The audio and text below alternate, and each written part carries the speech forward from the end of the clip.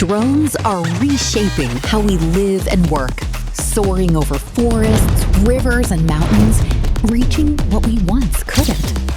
Every drone begins with its design. Precise motors, smart sensors, reaching the toughest places, rainforests, disaster zones, open water, even crowded cities. But behind every flight are the motors that make it possible. With Impedyme, you can emulate those motors and inverters, optimizing each across many conditions.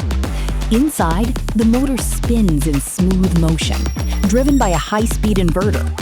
Whether it switches with SiC MOSFET or Gallium Nitride, Impedyme emulates the full power stage in real time, so you can compare both and tune every detail for the best output.